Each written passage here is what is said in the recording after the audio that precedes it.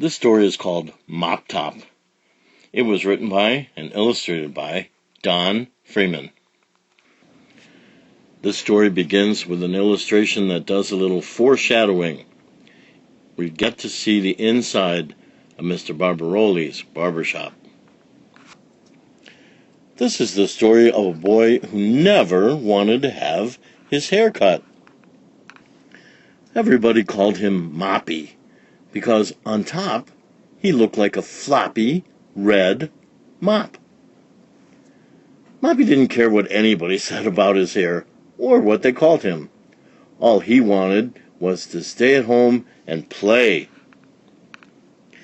He sometimes played at being a soaring eagle, and he sometimes played at being a roaring lion.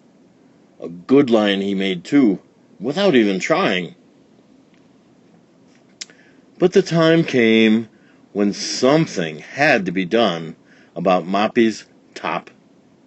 And it happened one day when he was swinging from branch to branch in his very own chinaberry tree.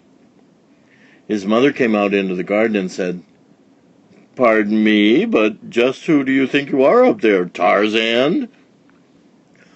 "Oh, no, Mother, I'm not Tarzan," said Moppy. "I'm a man from Mars, and I'm visiting all the stars and other planets."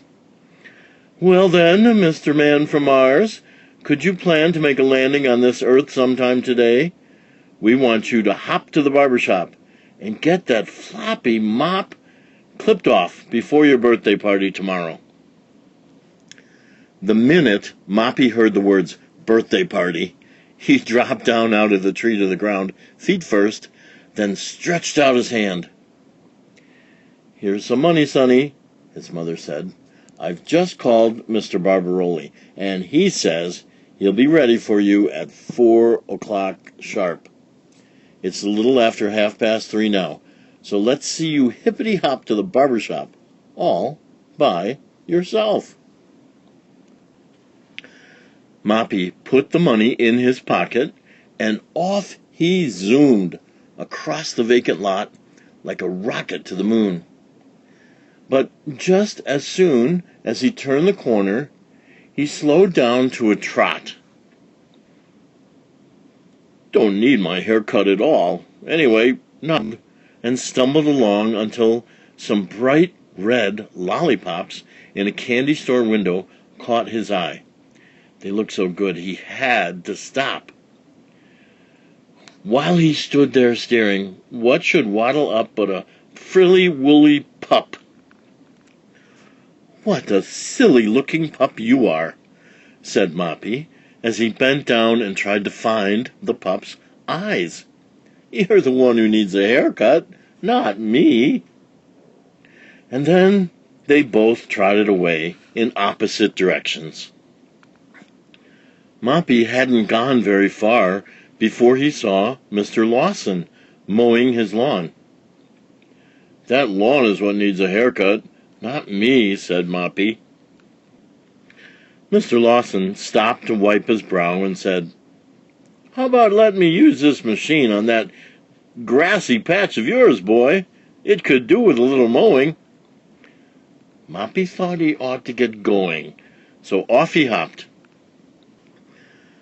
But the closer he got to the barber shop, the slower he hopped.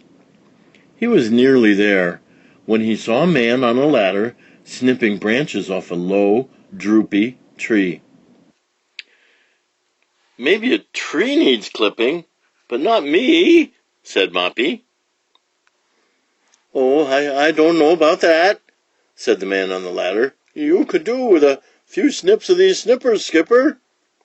At that, Moppy skipped away and came at last to the barber shop. But hard as he tried, he could not go inside. He decided to run and hide in the grocery store next door, where he could think things over. And this is where he hid, behind a barrel of brooms and brushes and fancy red mops. By and by, a lady without her glasses came up and told the salesman she wanted a mop to help her keep her kitchen floor clean. "What's more, I want the strongest, floppiest mop you have in the store, sir," she said, as she began shaking the mops one at a time. "Here, this one will do very well," said the lady. "I'll take it along with me right now." "Ow, ouch! Let go!" shouted Moppy. "I'm not a mop, I'm a boy."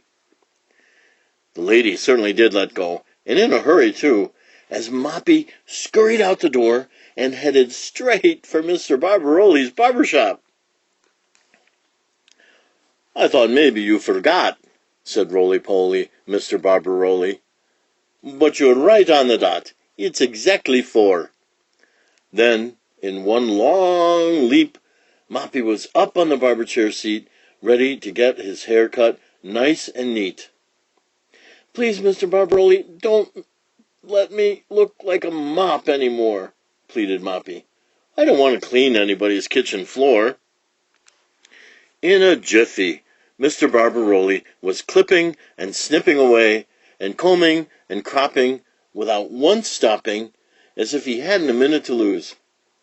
Finally he did stop. He held up a mirror and said, "Well, Sonny, who's that, would you say?" "It's me! It's me, without that floppy old mop on top! Hooray!" said the boy in the chair. Then he hopped down and gave Mr. Barbaroli the money, and out the door he flew, light as a feather. All the world looked spick and span as the boy who was once called Moppy hopped up the street for home. Everything felt new now, even the weather. The tree was neat and tidy.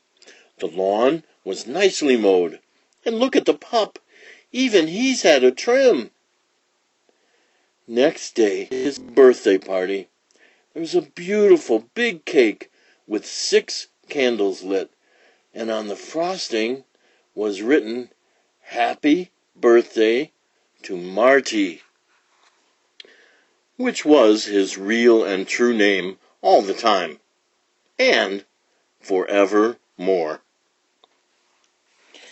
If you thought you recognized Mr. Freeman's name as the author and illustrator of Mop Top, it might be because you that bear and that story and those drawings, those were Don Freeman's.